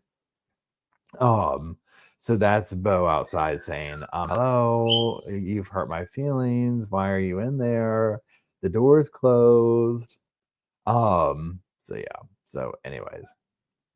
But yeah, so what we'll do is we'll plan on watching Charlie's Verdict or whatever Wednesday evening for our live chat. I won't be going live tomorrow night because I'm going out to dinner with some friends. So that's why the live chats are going to be thrown off this week. But because the trial's getting ready to come up, and once it comes up, we're going to be like in that. So we'll be going live more often leading up to that. So anyways, but I'm going to run. Thank you, mods, for being here and hanging out. Thank you, squad, for being here and hanging out. I appreciate all of you. I hope y'all have a wonderful. Let me look at the star things. I forget about this. Okay, so let's go over our star comments. So Baby Girl 5478, member for 7 months.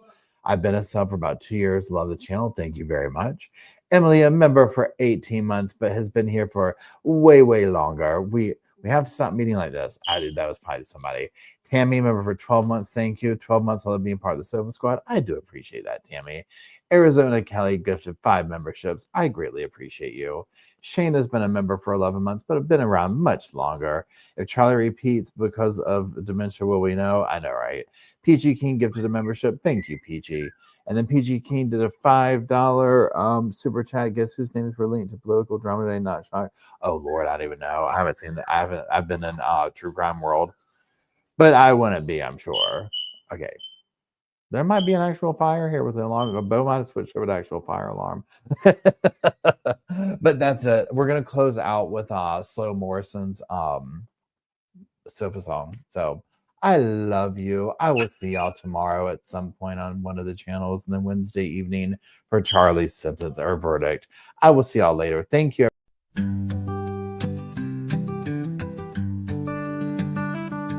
The pillows are fluff thanks to Miss Emily. The couch is wide enough. Join the family. It's all love while we laugh at Bert's criminalities.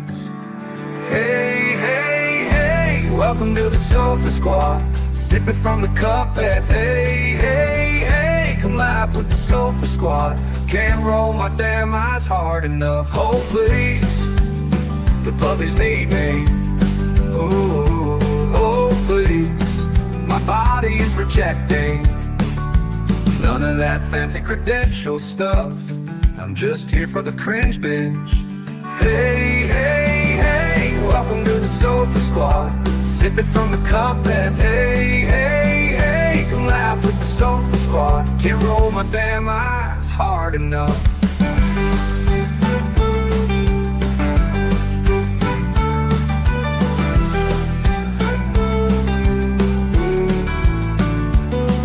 Oh please, the puppies need me. Oh please, my body is rejecting none of that fancy credentialed stuff. I'm just here for the cringe binge. Hey, hey, hey, welcome to the Sofa Squad. Sipping from the cup that hey, hey, hey, come laugh with the Sofa Squad. Can't roll my damn eyes hard enough.